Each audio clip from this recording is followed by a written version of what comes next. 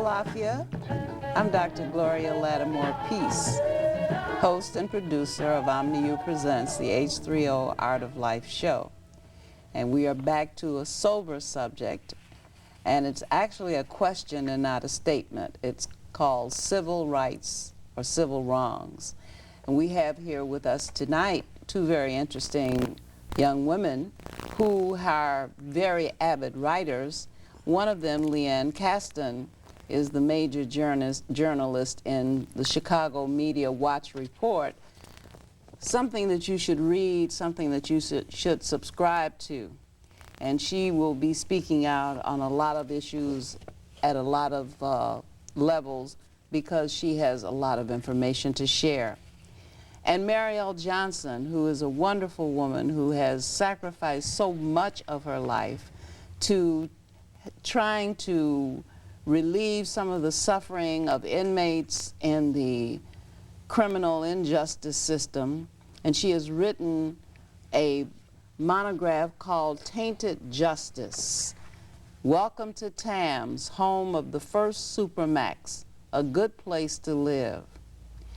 And this is the powerful story of a struggling mom and an entombed son at a Supermax prison. This book is still being revised, but Marielle Johnson herself is here, and she can talk to us about the struggles to try to keep human contact with the people who are incarcerated in Supermax prisons, who are confined to their cells for 23 or more hours a day, and who are, as Leanne has said, have to be subjected to cruel and inhuman punishment for really no good reason at all. So we're here to talk about civil liberties, that is to say civil rights and civil wrongs, and I just want to open this with the whole idea that Malcolm X once corrected us when we were all on a quest for civil rights, and he said it is not just a question of civil rights. It's a question of human rights. And so we are here to talk about human rights and how those rights are in peril and what kind of information we need to have in order to make the best decisions that we can make in these circumstances. Marielle, what have you been doing of late, and how hard is it to do it? Well, the latest efforts that have been forth is to bring the community and the families into this struggle. The family members have to understand that there's really no justification for not loving your relatives. You don't have to stop loving them just because the system say they're wrong, because you need to really check out the system that's giving them these grades. Mm-hmm. And the thing that makes it so easy for the people to get away with mistreating and doing different things to African Americans especially is because we feel shame to speak out. It's something that keeps us from being mobilized and demanding that we be respected. Mm-hmm. Even in the visiting rooms, families are humiliated to the point where they say, well, I won't even come back. I don't want to deal with this. In what ways are they humiliated, Marielle? Well, they're treated like they're criminals, mm-hmm. You know, and that's one reason why I always say that we have to be careful how we let people treat the least of us, because mm-hmm. eventually it comes back to the rest of us. Mm-hmm. I myself, being a mother of an inmate, mm-hmm. I know how dehumanizing you are made to feel as a visitor. Mm-hmm. I go and try to involve other relatives. Many inmates tell their family members, don't come. Mm-hmm. I don't want you to have to go through that. Mm-hmm. They want to strip search you. A 74-year-old woman, they strip searched her, and she was humiliated because she didn't have anything on her, but that was just something that they do at random. Mm-hmm. This lady was so embarrassed till she just said she wasn't going to ever come back. If she had refused to let them search her, she didn't know it was going that far. They would have denied her the privilege of coming to see her grandson. And he found out about what happened, and he told her not to come back. You know, so this thing happens over and over. But the thing that bothers me most is that so many family members feel that it takes something from them when they go. You know, I go out and I speak, and people come up to me afterwards and tell me, well, I got a nephew who's in jail, or my son is in jail, my grandson's there. But they haven't felt free to say anything about it. So it's like we have been put in a position where we're ashamed of our pain. And I tell the mothers often, I say, well, for the Christians who believe in the Bible, you know, when everyone else turned against Jesus, Mary was there. She was there weeping because she loved her son, and she didn't even have to explain that. So that's the way I feel about my son. I don't have to explain the fact that he's my son. And people say, well, you talk about jail all the time because you have a son in jail.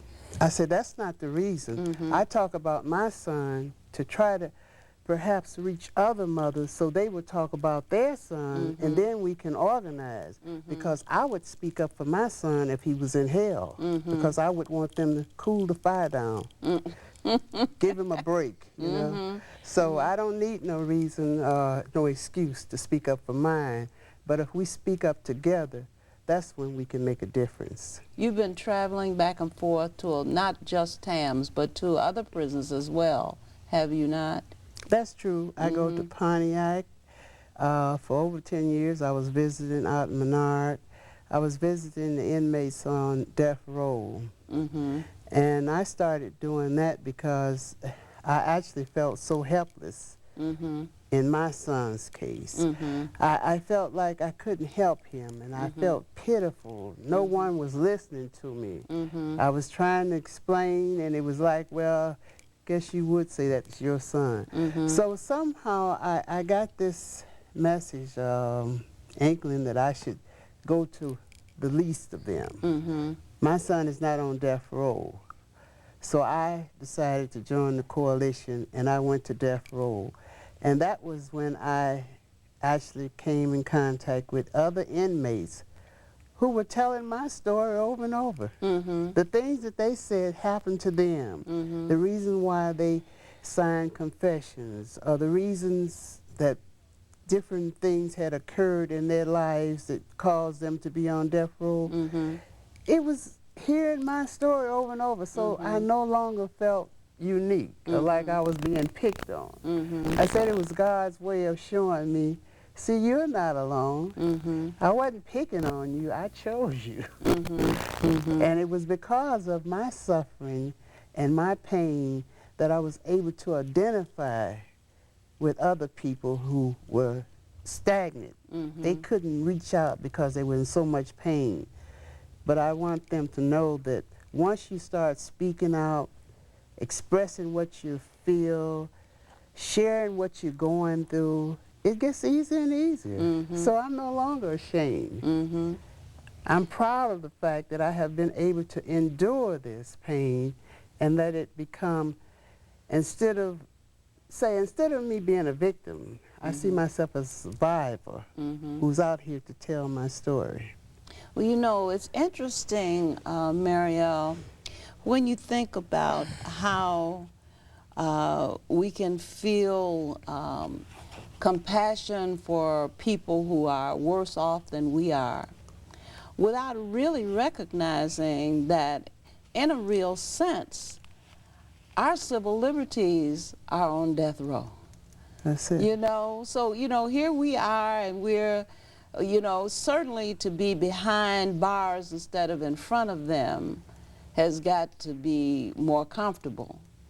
But at the same time, because we have allowed others to be exploited and to be treated unjustly, as you pointed out, now it's at our doors. And Martin Luther King said so aptly, injustice anywhere is injustice everywhere. And so now we see it everywhere, and Leanne Caston is looking at it everywhere and writing about it in the Media Watch, in the Chicago Media Watch. What are you seeing when you look over the landscape of the country, Leanne? I see scary. You see scary. Yeah. It is the worst time I can remember in American history. I am finding that inch by inch, it's not just the prisons. It's our ability to speak out. It's our ability to assemble. It's our ability to say openly what we would like to say without feeling that we're going to either lose our job or be condemned, okay? That's just closing down. We are now listening, we are now enduring a mindset that says there is one politically correct way to think. And if we deviate from that politically correct way to think, we're going to be in deep trouble. We're going to have to take some kind of consequence. Now, I don't know what kind of consequence that means, but there's a kind of level of fear that we better not speak out, we better not ask the tough questions, because they are going to put us down somewhere on a book. They've got a database on us already. They are already, and all of this, every bit of it, is all under the guise of the war on terror. Let me assure you, I will stand up in the middle of State and Madison and say it. It's not because of the war on terror. It's population control, and I'm not too sure the reason for it. I'm not positive, but 911 was the best gift that they out there had, and they're clamping down. I've heard of people getting up and saying, questioning 911 and being booed off the podium because we are now in a mindset that we dare not ask those questions. Now, this is scary to me. And this is not the America I was raised. This is not the civics courses that I used to take. Okay? I took a civics course that said I have a right to assemble with people I want to assemble with, and I have a right to speak when I want to speak, and I have a right to a minority opinion. And that somehow is closing down on us now. So yes, I am getting very, very nervous. And part of this is, of course, the media. Okay? We are now talking about, as I have in my possession, our media map of Chicago, okay? We have a media map of Chicago identifying the 7 major corporations that own in depth all media outlets, except National Public Radio, which is the local affiliate is NPR, is WBEZ. And so we're talking about General Electric, Disney, News Corporation, Viacom, the Tribune Company, Hollinger International, and Clear Channel Communications. They own radio stations, television stations, they own cable stations, they own print, they own even magazines. It's broad and it's deep. And guess what we're getting? We're getting the same stuff on almost all of it. As an investigative journalist, my market for printing stories is getting smaller and smaller because I can't print what I'd like to be able to say, except for a very few progressive magazines that are still out there struggling because they don't have a lot of money. They're almost always in debt. They're almost always coming from the red, and they are always just one step away. But they print what they know to be the minority opinion. My heavens, and how many people read the minority opinion? Maybe 100,000 in the nation. Maybe 35 or 40,000 in these Times, which is locally produced. Maybe Ms. Magazine might have a few more subscribers. But we are talking about millions that subscribe to Time, that subscribe to Newsweek, that subscribe to U.S. News and World Report, and they're being given the carefully controlled stuff. Now, why are they taking it? Because today, industry and government are working hand in hand. General Electric, which owns NBC, is one of the biggest nuclear polluters, one of the biggest polluters of PCBs in the country. PCBs? Yes, PCBs is a chlorinated compound that will give us cancer and other nasty problems. And it's in a number of things in the environment, That's right. including the water. Well, it will pollute the water, it will pollute the air, and it will pollute our bodies. And PCBs have been flushed into, now this is not Chicago, I grant you, PCBs have been flushed into the Hudson River, way up there, way at the mouth of the Hudson River by General Electric, and it is so powerful a contaminant. People don't fish from the Hudson River. This is out of New York State, and they dare not swim in the Hudson River, and they can't drink from the Hudson River because the PCBs are so powerful. Finally, the United States Environmental Protection Agency, which for all practical purposes today is out to lunch, they are just brain dead. They are no longer enforcing what they should be enforcing. They finally got some kind of vague agreement that General Electric will begin to clean up the PCBs. I mean, we're talking years. And this stuff is long-lived in the environment, okay? So, okay, that's what owns NBC. And NBC now owns all kinds of magazines and all kinds of print and all kinds of cable, and they also sell refrigerators. Now, tell me, there's a serious conflict of interest. No one that makes missiles and refrigerators, no business has any business owning media. That's already a major conflict of interest. It's a lockout of valuable information we need to hear. A lockout. There's nothing left. So we have to really search to get some of the alternative media that will give us an alternative point of view. And that's, again, a deprivation of our civil liberties. What is the media doing today? They're putting blankets on our brains.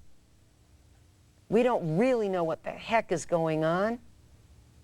We have no clue. What's really going on in Washington are men in great secrecy. It's the most secret government we've ever had. And they are now deciding that we're supposed to, we're supposed to rat on each other. 1 million, is it 1 million people? 1 out of 24 is going to be a spy, a designated spy to tell the agencies, whatever those agencies are, whether there's someone suspicious who's doing something that isn't kosher. God help us. They used to do that in Red China. Children were trained to spy on their parents. They used to do that in Nazi Germany. They did that in Nazi Germany. They did that under communism with the Stasis, S-T-A-S-I. We are now asking more people to spy on each other than the Stasis ever had. And they do that in the prisons. They're doing that in the prisons, too. That's why prisons are a microcosm of what we need to be watching and observing. Thank you. Because this is what they intend for society. When you mention about going to school, what you learn in school about civil liberties and so forth, it's almost just the opposite with me. I learned after I got to be a certain age that the Constitution that I had learned about didn't include me. You know, so what they was doing to me as a person, it was something no one paid any attention to. Mm-hmm. And that's why, like we mentioned what Dr. King said, this is what's happening. Mm-hmm. What they have done to the least of people all the time, now they planning It's on now doing happening to us. Doing to the rest of them. It's happening to the rest of us. This is why when we speak out, we have made examples of. That's why the others won't say anything. Fear. Now they're coming after other people. That's right. They're not going to allow you to say anything. And you say, what? Well, this is what they always did to us.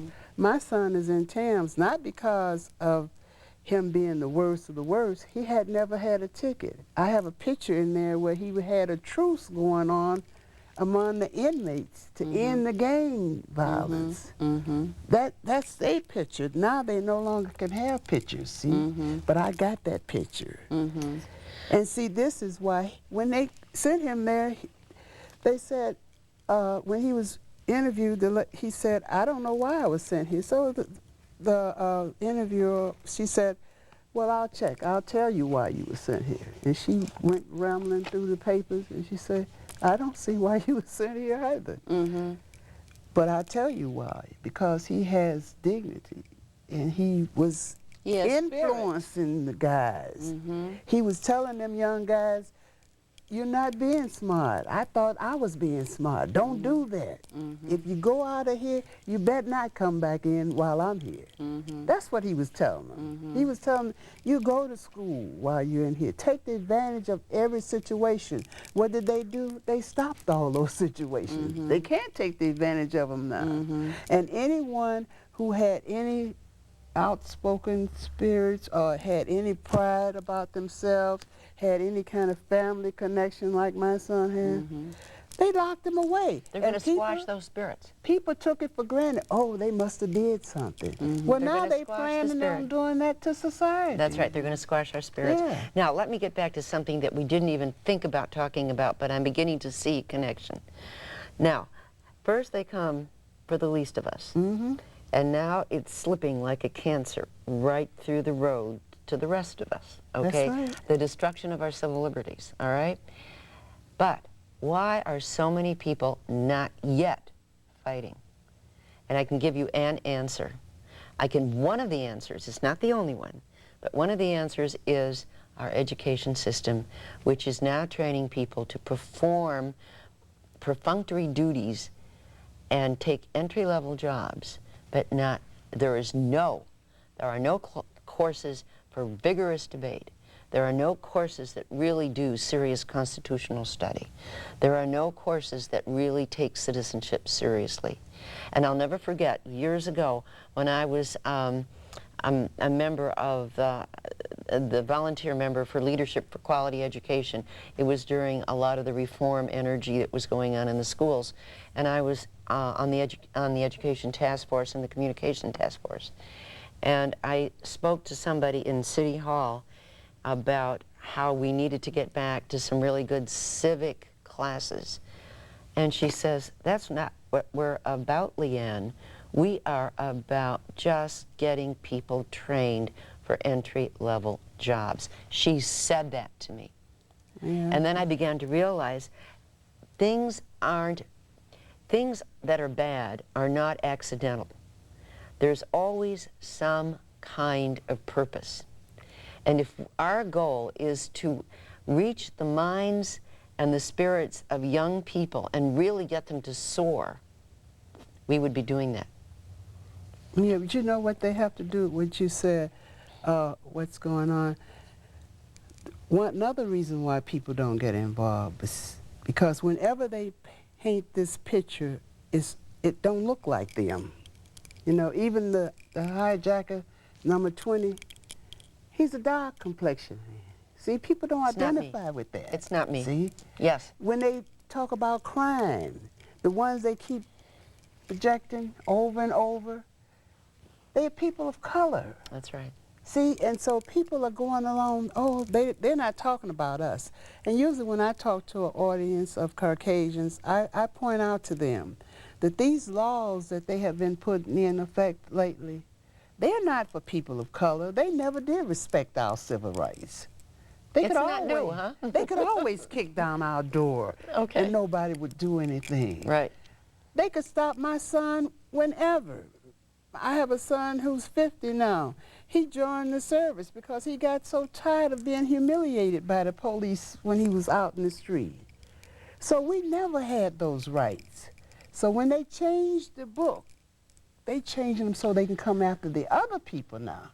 And they can't see it because they still see it as it's about them. But it's not about them, it's about us. But that's just what Ashcroft said. It's okay if someone spies in your group, because if you're doing nothing wrong, you don't have to worry. What he's not adding is that, one, someone else someone else somewhere might be doing something that's slightly questionable, okay?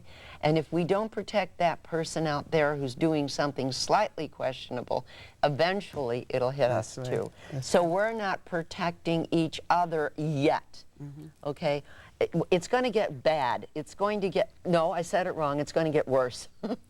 It's going to get worse because people aren't angry enough yet. People are not vocal enough yet. I see a lot of good stuff on the internet, okay? I see a lot of good stuff, but it's not reaching into George Cute public yet. It's not reaching the McDonald's eaters, okay? You know, people tell me a lot of times when they do call me and they'll say, I don't know what to do. I've never been to jail. I don't know anything about the courts, you know, like I'm an expert. I've never been to jail either. And when it happened to me, it hadn't happened to me before, see? That's what goes on. When I say, when you want people to come and help you put out the fire in on your house, you know, you have to think back. Where were the buckets when their house was burning? That's we right. We have to unite. I'm with That's a group now in Avondale, Hispanics group, you know, and now they're talking about attacking bilingual, you know, and they would love for me to get out and be a spokesperson for them now. So I told them, that's great. I could see them respecting their culture and so forth, but I couldn't open up my mouth and say anything about bilingual without mentioning African-American history. Tell the history truthfully. You know, we don't need a month for Black history. We need to correct the history books. Tell it like way it should have been told, and we won't need that month because we were there all the time. Well, I just really don't know how all of this misinformation and disinformation can be counteracted. You know, because for one thing, we may be in a period of what Eric Fromm called escape from freedom. Freedom imposes obligations on people. You have to take responsibilities. You have to make decisions. You have to be your brother's keeper. You have to take a stand. You know, you can't straddle the fence and all of that. And many times people don't want to take responsibility for their actions. They don't want to take responsibility for denouncing something that is obviously wrong. When you hear people try to decide whether or not it was all right to bludgeon and abuse a young man in handcuffs on TV, when you hear the weak explanations for why this happened and what all this young man in handcuffs was able to do while handcuffed, that could provoke trained law enforcement officers to perform in the way, to lose control actually, and to perform in the way that they did. When you see how people can strain reason to try to accommodate something that is just patently in your face wrong, and how they can live with it, then you know that, you know, I don't really think things have gotten worse, Leanne. I think they have gotten worse for people who didn't know how bad they were all the time. Oh, all right, then let's just say, you're not wrong, but let's just say it's now spreading. Okay? And that a different population is going to be affected. And a broader population is going to be affected. And once you start broadening the population base and move away from the Black world into the Muslim world, the Arab world, and possibly into the progressive world. Okay, let me tell you, you want to talk more about civil liberties? Whenever from now on there's a massive protest, or you've gotten the potential between 25 and 50,000 people marching down the street to protest the World Trade Organization. There are cameras up there taking your picture. And there are all sorts of people up there who are checking on you.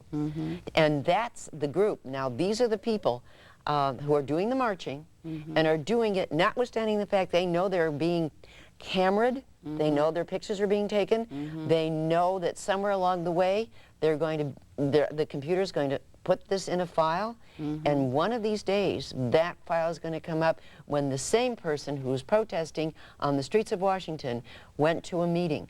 And at that meeting, that same person spoke out against WTO. Okay? And crash, you've suddenly got a potential subversive. So we're talking about spying on individuals that we've never seen before with technology that we've never had before. They are really doing the spying. You got internet spying, you've got all sorts of stuff. Okay? So if we want to run through where the civil liberties are now the destruction of the civil liberties are now expanding, we can do it just through the Patriot Act. How dare we incarcerate with no attorney and no charges anyone in America? That's right.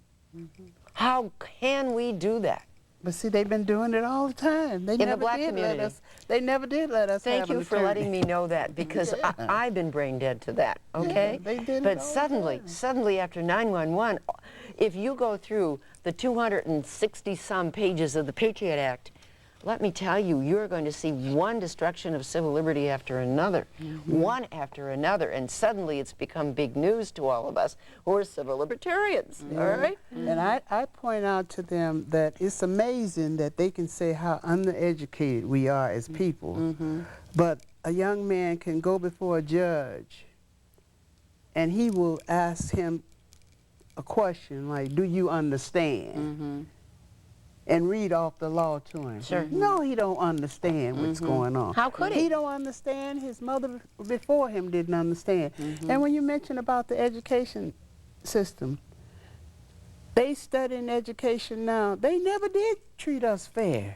Everybody know we didn't get the amount of money that they give in certain areas. Everybody know that they just passed us on. When I go into the schools, I tell the children that. And when I passed in school, it was because I had good conduct, Not because you could read nice well. personality. You were pleasant. I had potentials, but they didn't care about them. They didn't encourage me to learn. They just picked out the ones they liked and passed us on, you know. And then when I finally got to college, that's when I learned that you're supposed to study. I thought I was going to have multiple choice questions. I wasn't prepared. So why should I be so heartbroken to find out that these children don't know? The ones who went before them weren't taught anything. Well, and if you will look, excuse me, at our latest Chicago Media Watch report, which is summer of the year 2002, Salim Muwakil talks about the drug war. Okay, the drug war on the black community. And when you start talking about your son who has some pride and has some leadership capacity, and what they're doing to him in a maximum prison like that is trying to take away his dignity and break his spirit. Okay, then I had to ask myself, why in the world where the drug war is one of the biggest frauds on the history of this planet, they've got PR going and coming all the time. There's no real drug war. There's other things going on. But why is it so destructive to the black community? And if we put two and two together, your son, if he were out walking the streets, could very well become a leader. He is. He's one wherever he's at. Okay. He could very well become a leader outside jail. And they know that, too. They know that, and so they're not going to feel very comfortable. So the name of the game is to find ways to put more black men in jail. Now, I'm not the only one to say this. You all know this. This is part and parcel of the way you live your lives. More black men in jail under drug charges than any other, okay? There are more black men in jail. Now, why? It's really, from my point of view, because it doesn't mean that all black men who are in jail, and I'm saying that wrong, it doesn't mean that the white guys aren't also doing a lot of drugs, okay? They're just not being picked up the way the black guys are. They're not being prosecuted.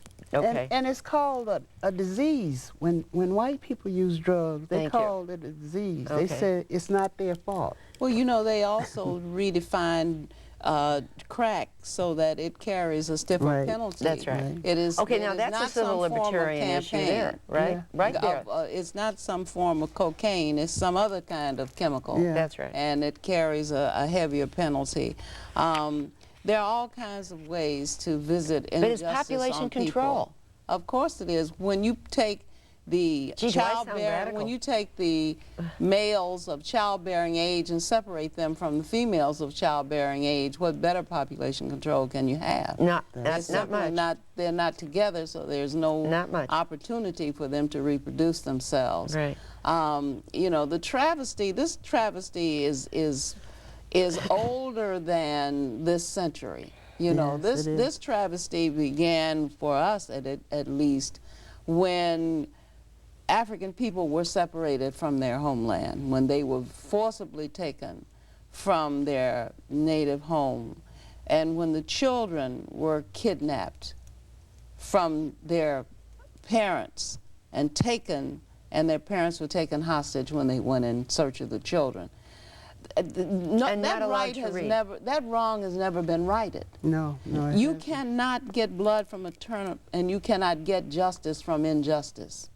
And you know, whether people want to talk about reparations or not, quite frankly, I'm not interested in reparations. I'm interested in justice. Right. And I'm interested in what can be done to restore a people to their traditional greatness who have been robbed and abused over centuries, you know. And we've seen everything.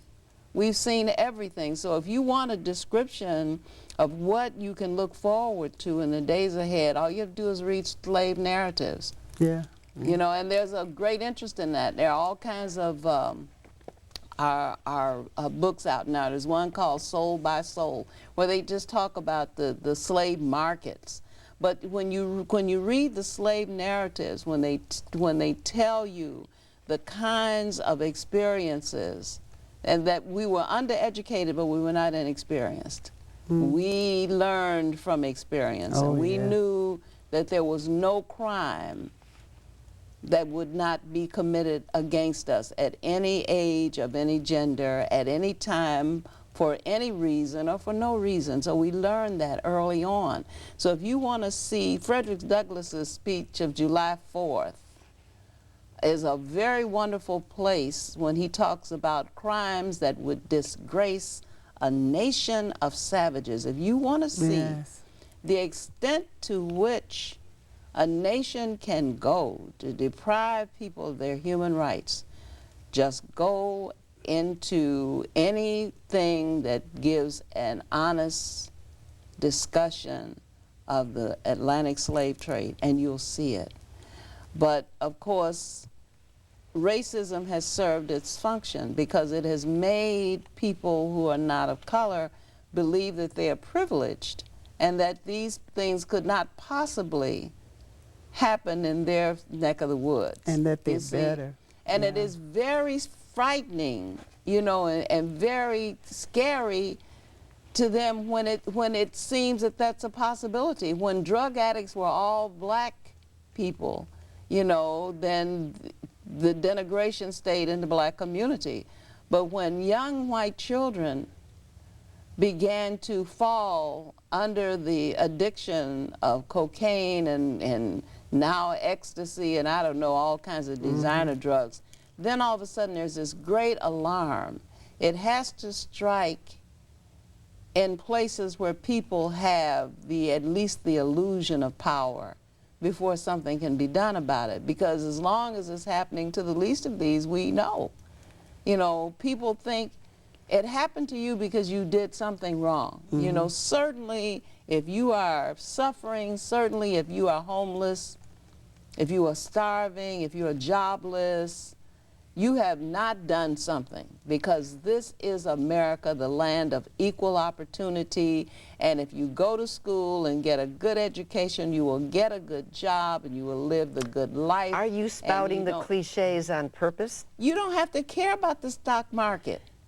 If you follow the formula, listen, if you follow the formula, then you will live happily ever after, you see. And so when reality begins to assert itself and you find out that you did all of these things and now you have a master's degree and you are walking around jobless because some corporation was corrupt at its top and now it is either under investigation or it has been dismantled and everybody has run off with their millions to some desert island to live happily ever after. When that reality hits, then, you know, I'd be very afraid, actually, to have people spying on people these days, because I don't think there are too many people who are mentally healthy. You know, I think that to have your reality crash like that has got to throw you off balance a whole lot. And so if somebody who was a recent employee of Enron were spying on somebody else, I wouldn't know what they might be seeing. Well, you mentioned an interesting topic, though, mental health, okay? Part of our ability to be healthy is our ability to face reality. And one of the things that Americans have developed an absolute PhD expertise in is denial. D-E-N-I-A-L, okay? Yeah. So if we are into denial about so much, it's going to take a lot, including being hit over the head, for us to really face up to the slow encroachment of things that we really believed were part of our heritage. We really believed it. You know, that's Okay. part of the cure.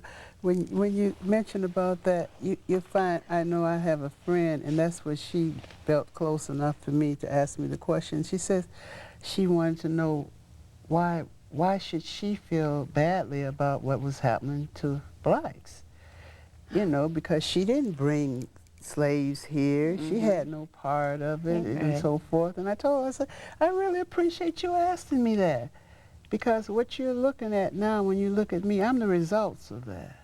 No one brought me over here in a ship either, but my ancestors, that mentality was passed down to me, and it took the struggle I went through with my son for me to be able to identify with slaves. For so long, I couldn't even identify with them. That was so humiliating to see them, you know, treated the way they were, in chains. But when I went through that struggle with my son, I went all the way back. Now I know what my ancestors experienced. That's right. Because my sons got to an age where I could no longer tell them I wanted them to grow up and be men. I started telling them, be nice. Don't say nothing about this. And you know, because Don't cause any trouble. I realized that I couldn't protect my son. And I got that in the pamphlet too. I got a fact sheet from the police department that they was going to use to try to get my son to confess to a crime. Oh my God. And he didn't do? They threatened to come and get me off my job and drag me off handcuffed. And that's when the attorney said he was fixing to sign the confession. And I told her, I said, you get to him and you tell him. Not to do it. I don't know where he think he got his spirit from. But he got it directly from me. I'm just as tough as he is. And I don't want him to sign nothing. We'll fight if we have to fight for the rest of our lives for justice.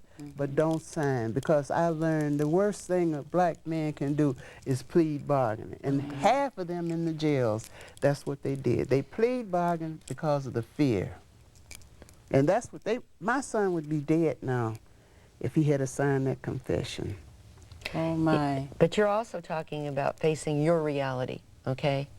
You're talking about suddenly, because a crisis came into your life, and instead of saying, I don't want to have anything to do with my son, I'm cutting him off, he's a bad boy, he shamed me, what you did was walk right through that fence, that barbed wire fence, and got on the other side, and you started finding some truth for yourself. Well, my unconditional love for my son couldn't go away. But that takes, Well, that you know, takes ladies, courage. I don't want to take you too far afield from the conversation, but I want you to understand one of the reasons why black people have been able to survive what we call the Ma'afa.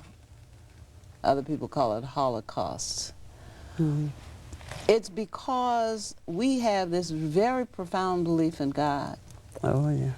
And you can stare reality in the face when you have that connection. And if you don't have that connection, then you perish, because there are just too many forms of terror in this society. I mean, we've experienced the lynchings and the rapes and just the humiliation that you pointed out. You know, you don't have to be strip searched to be humiliated.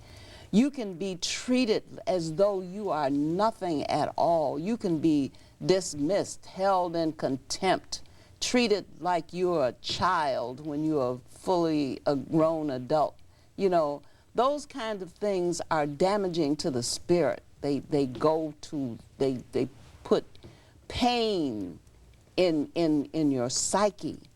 And those kinds of things become indelible. You know, they're like brands. You know, you've heard of branding horses. Yeah. They used to brand slaves, but there's a branding of the spirit that can happen when you are continuously abused and continuously held in contempt. But the thing that has enabled Black people to be so resilient in the face of all of that is this profound belief in God. No matter what name God is given, we will connect, we will call God by whatever name appears to be appropriate, but we will always know that there's a higher power, and we will always know that that higher power is not in the White House, and it is and is not an elected public official. We always knew that, and we know that still. And so when we look at the stock market, and we look at the attacks, you know, on the civil liberties, and we look at all of the things, but we never ever forget that we did not make ourselves, and that the Creator who made us is more powerful from anything that is transient on this earth. And so that's one of the things that enable us. Now, that does not mean that while we know that we simply sit it out, because our leaders have shown us this. Martin Luther King believed that profoundly, but he gave his life in the struggle for civil rights. Yes. Malcolm X believed that profoundly. What can you do with someone who is praying 5 times a day? The Christians talk about being prayed up. If Muslims are not prayed up, I don't know who can be prayed up, because they are constantly in prayer. Yeah. So those people who have that kind of spiritual connection know that this is not all there is, and know that you know, in a sense, what we're looking at is the Wizard of Oz, that when you finally snatch back the curtain, you're going to find flashing neon lights and smoke and bells and whistles, you know, but nothing of any real essence. So it gets ludicrous, but it doesn't get ludicrous before we are sobered by the thought that the Wiz is a terrorist and will terrorize people and will cause great discomfort in the human population until such time as human beings understand that they have a responsibility to be each other's brothers' keepers. That's why we have to care about the least of these. That's why it would have been more important to be right than to have been white, Leanne. That was the lesson for Caucasians to learn, that the best thing to be was right. And you know, Minister Farrakhan said that. You know, he said he was not interested in whether or not this group of people or that group of people occupied the territory. The right people ought to be there. Yeah. You see, so if we always stood for right, then we wouldn't be bought out. We wouldn't sell out to color. We wouldn't sell out to all these things that we're given in substitution, because we've actually accepted trinkets. We've accepted things of transient value. I don't see how you can possibly say that when we're commercialized to absolute death. And my identity and your identity and your identity depends on that damn brand that you're going to wear on your shirt. Oh, really? Oh, yes. Where's yours? I have none. I'm not wearing any. I have no identity, Okay, all right? okay. And the whole point is that as long as you've got these ads, and as long as you've got media so pervasive, what we really have then is a distortion of values, because I have to believe that if I don't have the right car, and I'm not in the right club, and I'm not doing, I'm not buying the right home in the right place, okay, that I am less than.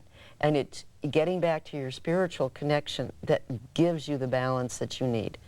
Okay? Because without that, then you have no other value system except the value system of acquisition. And once you have the value system of acquisition, you destroy your soul.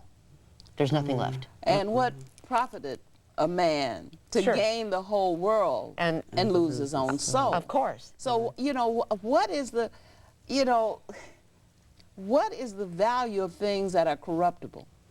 Things that are transient, trinkets, things that you can't take it with you. But those Things things that cannot endure. That's fine, okay? We know that.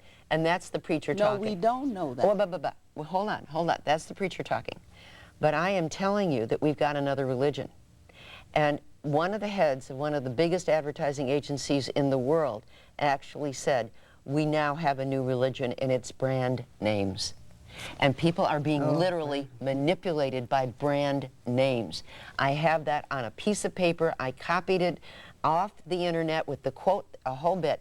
The new religion is brand names. And then once you disconnect from the morality, from what's right, from a spiritual connection, and you simply walk away into the brand names, you're caught.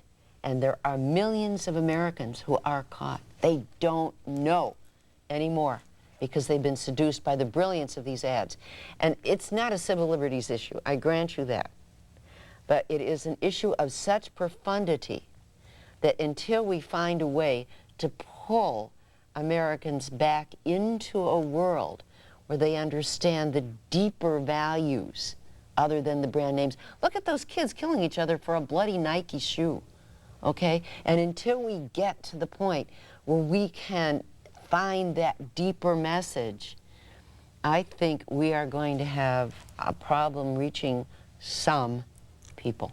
And I think when we start looking at the effect that these corporations have on these people, the damage that they're doing, instead of calling it white-collar crime, you know, like it don't really matter that much because It's beginning to infiltrate the psyche of the American people that those white-collar bastards out there are taking all that money and they are leaving the rest of the people unemployed. But it's they, without they pension. just want to increase the amount of time that they're going to ask them to serve after years and years.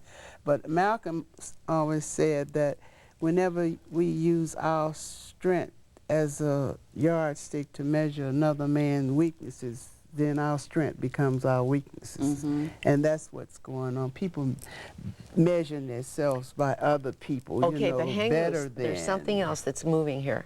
When we really have brilliant advertising campaigns, we have done the focus group, we've done the market research, we know what's going to buzz that person, we know what this product is going to do for the psyche of that person because we have explored that. It is brilliant and it is psychological research and it is done with calculated understanding of how this message is going to impact on that buying market. It's no longer an individual, it's a market. Yeah, but what she said is very important. When she said Dr. the Gloria said? spiritual part of Sure. it. See, when we get that connection, and I think where we lost is that we forgot who our real God was, and we start idolizing the people who had oppressed us. That's who we was looking for. And even in the jails, it's so beautiful to see. They have taken everything from it, and those brothers, some of them have connected so with God, they just look beautiful. That's why they want to kill them. Because if they would let some of those men back out in the street, Those men they would be could change. those men would be dangerous leaders in the social because structure. they went through that part where all that advertising got to them, and they got mixed up and they got confused. But like I told them, God said, peace be still. They took everything from them, pushed them down as low as they could go, and they couldn't do nothing but rise back. And they are spiritually ready to come back out here and change the world. See? Oh, we could use some of those good men. Yeah, and they know it too. That's why they building more Supermaxes than ever. They're not for people who are violent. And I got a sheet that will tell you that it's not for violent people. Oh, really? It's for people who have charisma. Inner strength. And who are subject to become leaders and can tell them, you know, give orders Sounds out. like something I read in the Bible. Yeah, Folks running with their sons, yeah. trying to keep them from being slaughtered. That's why it's nothing new. There's nothing new under the sun. Variations of it, though. That's not Okay. new. Well, you know, we make choices. You know, we do make choices. And even though there are very brilliant ad campaigns and all kinds of things to seduce us into all kinds of avenues of overconsumption and sin, if you want to say it, you know, we do make choices. We are given opportunities to get a glimmer of truth here and there. You've got Chicago Media Watch. You know, people can choose to subscribe. People can get a library card and go to the library. You'd be surprised. There are all kinds of information available to you. Right. They have not yet sacked the libraries as they did the Library of stop. Alexandria. Stop. Well, you better do it in about 2 seconds. All right, they're asking the librarians to report to the CIA and the FBI people who what take out people are certain kinds of Certain books. Yeah, they That's Well, right. now you have to And go they're to the asking the library and read in librarians the to do library. this, okay? And we are having Judith Krug, who is the intellectual property person for the American Library Association, come to a large event on the 28th, which is next Sunday, to talk about this, how they're asking who is taking out what books.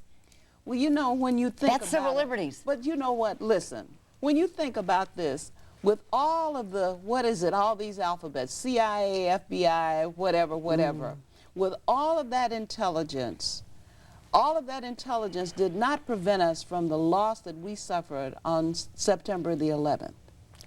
So, I mean, how we just keep collecting data, but we still are not able Nor to will it protect prevent ourselves from people who decide that they want to do harm to us That's as right. a people. And it will not prevent, all these terrorist measures will not prevent another terrorist attack, because there is information out there that maybe this terrorist attack didn't have to happen.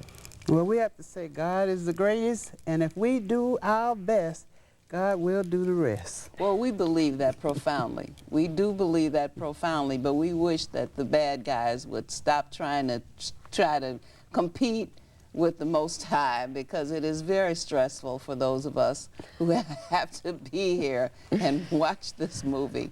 I thank you for watching us. Please join us again on Fridays at 8:30, and Sundays the programs are repeated at 3:30. And I thank my guest, Leanne Caston from Chicago Media Watch, and Marielle Johnson, a civil rights activist, a mother, a strong black woman who has been fighting on the side for justice and continues to do it. And I think if you want to contribute to something, it would be a good idea to contribute to the work of either one of these women, because you need to help somebody, or help somebody yourself.